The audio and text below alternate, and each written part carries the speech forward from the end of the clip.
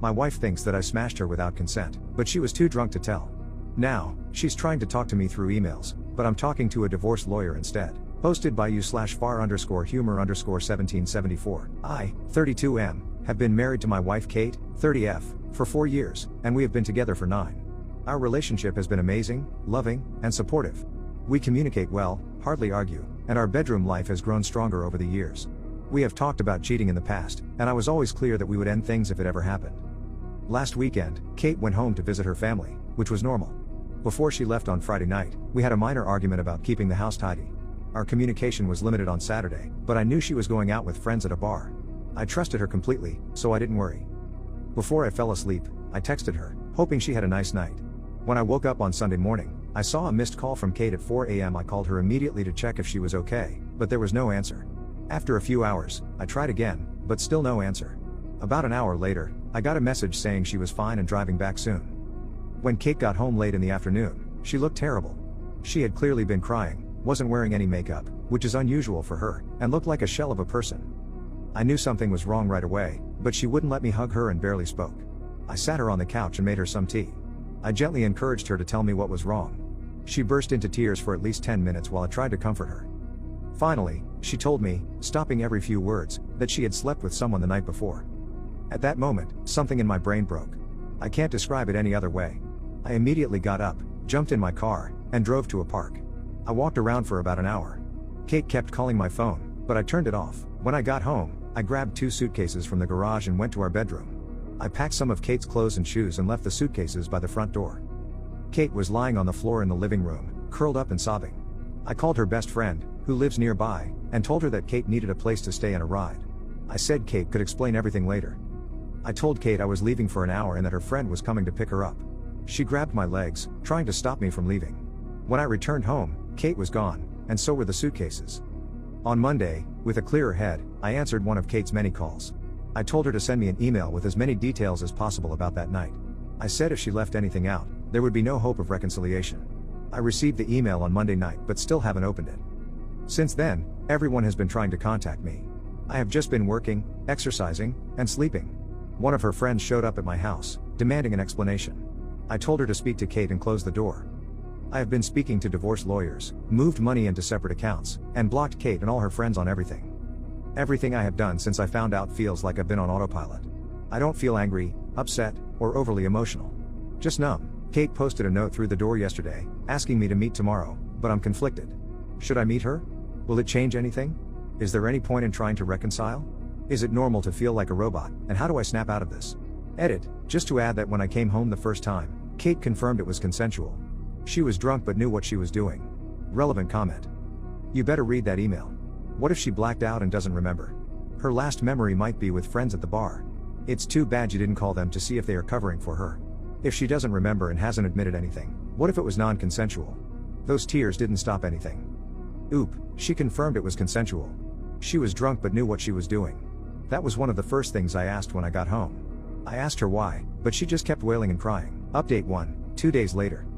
After reading your comments, I decided to meet with Kate but not read the email. Kate came to the house yesterday, and when I opened the door, she looked terrible. She tried to hug me and started mumbling apologies, but I stopped her, and we sat down to talk. I began by telling Kate that I would record the audio of our conversation, and she agreed. I then asked her to explain what happened and told her I hadn't read the email she sent. Kate said she had been at the bar with 2 friends, I know and like both of them, and shared what she drank. I was surprised at how little she had because it was the same amount we usually drink when going out, just a few glasses of wine and a cocktail. She admitted she was only slightly tipsy. One of her friends, Sarah, has a younger brother named Max, 27M, who picked them up around midnight. It's a running joke in their group that Max has had a crush on Kate since high school, and I had heard them joke about this. The 4 of them went to get food, and Max dropped each one off until it was just him and Kate. Kate said she didn't want him to drive the 20 minutes to her parents' place after working all day, so she decided to order an Uber from his apartment. She went into his apartment to order the Uber but couldn't get one. Max suggested she crash in his bed, saying he would take the sofa, and he would drop her off in the morning. Kate refused and continued to try to find an Uber. While sitting on Max's bed, he kissed her. She kissed him back, and they ended up having sex. After that, she broke down crying from guilt, and Max took her home. She cried for another hour and then tried to call me to tell me what she had done. We had to stop several times because Kate kept breaking down and crying hysterically. She told me it was a huge mistake, that she got caught up in the moment, that it was terrible, and that she only loves me. After she finished, I told her story didn't make sense, but at this stage, it didn't matter because I was done. This caused another breakdown. I told her I would continue with the divorce preparations, but that for the next month we would be separated with no contact. I also said we would both remain faithful, get a full STD panel, and she would tell our mutual friends and family what happened. If she stuck to these conditions, I would be willing to meet again to see if there was any way forward other than divorce. She enthusiastically agreed but made it clear she didn't expect me to stay faithful to her. I know many of you will criticize this decision, but I need to be sure that divorce is the right option after I've had time to process everything that has happened. I am still 99% sure that is where we are heading, but I need to be 100% certain. Relevant comment. You should reach out to Sarah and ask for her side. If you decide to give your wife a chance, a mandatory requirement will be no contact with Max at all. Your wife has to accept that this may mean the end of her friendship with Sarah if Sarah can't accept her brother being off limits. I have a feeling Sarah may have set this up. She knows her brother's feelings for your wife and might love the idea of them being a couple. Oop, thanks for the advice. My question is, does it even matter at this point? She cheated, maybe once, maybe 100 times, and even if Sarah is involved and Kate cuts her out completely, it doesn't change anything. I'm not trying to be argumentative, just wondering if it's worth the extra digging. Update 2, 1 week later. Oop, a few things have happened in the last week, so I thought I'd make an update post if anyone is interested. First of all, I'm not in robot mode anymore. I've been having intense bursts of anger and betrayal, but I've been keeping busy with work and exercise. My friends have been great since they found out and have been dragging me out to hang out. I decided to read the email, and I wish I hadn't. The story Kate told was mostly the same, but there was no mention of going into Max's apartment to order an Uber. There were also explicit details about what they did, for how long, and that they apparently used a condom. I will never be able to forget that description. Many people who originally criticized me for kicking Kate out have now apologized, but they can keep it. Kate's parents reached out to apologize, and I spoke to them because we had a good relationship before all this. They begged me to try to work it out but said they understood if I decided to get a divorce. I didn't commit to either option. Kate's other friend, who was there that night, contacted me to tell her side of the story. It mostly matched up: bar, food, home.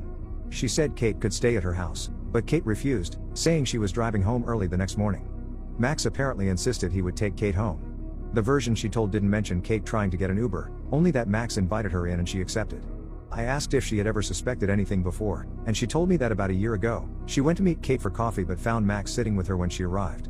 Apparently, Kate looked guilty, but when asked about it, she said they just met by chance. Sarah, Max's sister, also reached out to me, and I spoke to her too. She was angry with both Max and Kate and told me a similar story. Apparently, her whole family is upset with Max, and she hadn't spoken to Kate since she found out. She apologized on behalf of her idiot brother and said she had warned him to stay away from Kate since high school. She didn't think anything else had happened between them. I've had zero contact from Kate but heard she was moving into an Airbnb near our house. Apparently, she isn't coping well and has called in sick from work a few times over the last few weeks. She does have support from the friend she's living with, and I asked her parents to keep an eye on her. Her parents came up to see her this past weekend. I went out with some friends over the weekend and ended up drunk at a bar. I was talking to a girl there who I probably could have gone home with, but I stopped myself because I wanted to keep my self-respect. Reading the email and hearing what they did made me give up hope of repairing this. Especially when I know she isn't being truthful about other things, who knows what else there is. I will be moving ahead with the divorce and might not even wait a month before telling Kate that this is my final decision. Update 3, 1 week later.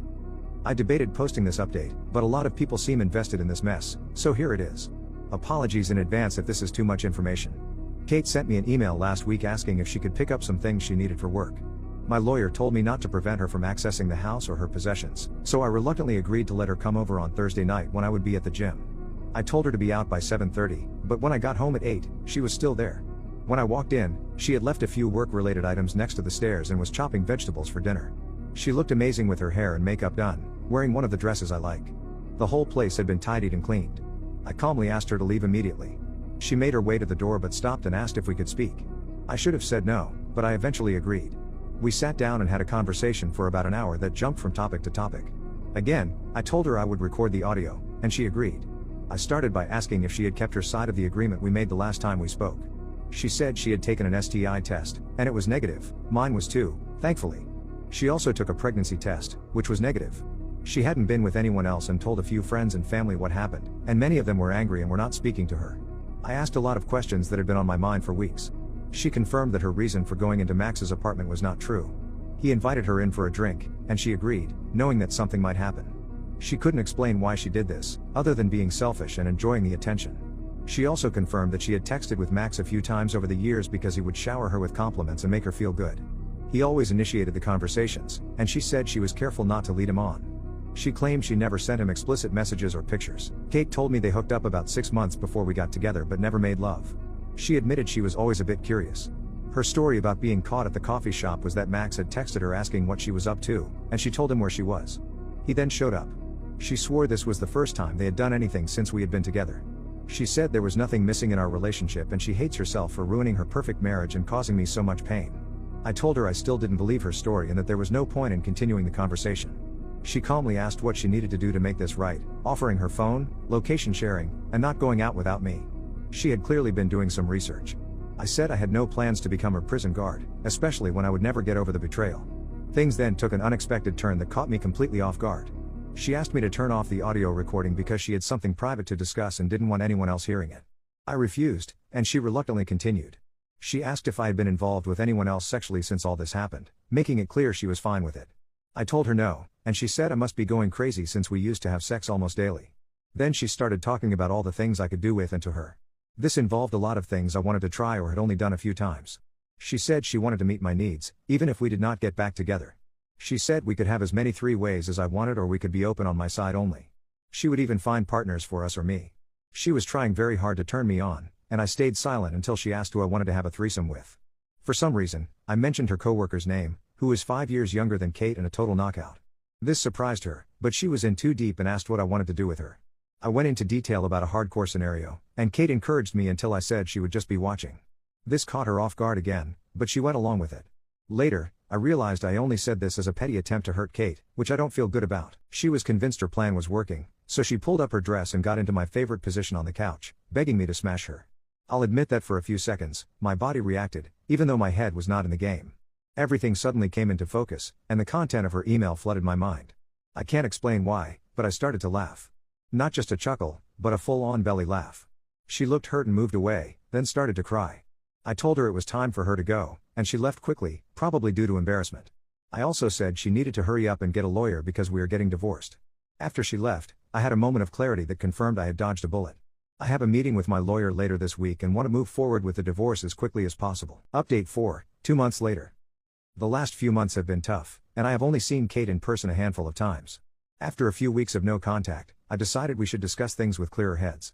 We went for lunch and had a calm, respectful conversation about everything that had happened and what reconciliation might look like. Kate said she would do anything to get things back on track, and I believe her, but I didn't commit to anything. After that, Kate asked me to go with her to see her therapist, who is experienced in dealing with married couples. I thought about it for a few days before agreeing. The session was tough with a lot of tears, but I didn't get a straight answer on why Kate decided to cheat. The therapist was surprisingly fair to both of us and was not judgmental. We again discussed reconciliation, but I told her I thought it was best to proceed with the divorce. Last week, I drove to her parents' house to drop off some tools I had borrowed from her dad. We arranged for Kate to be there while her parents went out for a few hours to give us a chance to talk. I spoke with her parents alone. They were heartbroken, which was hard, but they were both very supportive. During the conversation with Kate, I clearly told her that I had given it a lot of thought, but I wanted to move ahead with the divorce. In my view, we would never get back to where we were, and I realistically can't see myself ever getting over the betrayal. Even if we could regain trust, it could take a decade of hard work, and that is too big of a risk for me. Kate finally accepted this, and we had a calm discussion about how we would divide assets and sell the house. We wrote an email to our respective lawyers and left each other on good terms. The divorce should be finalized by the end of the year, and the house will be put up for sale soon. In the meantime, we will go no contact and agreed not to start dating until everything is finalized. I have had a few casual hookups, and it feels strange to be going back to being single after all this time. I have been hitting the gym, spending a lot of time with friends and family, and getting back into my hobbies. I'm optimistic about the future. Although I'm still devastated by the loss of my marriage, I feel this has helped me grow as a person. Thanks to those of you who have offered advice and support.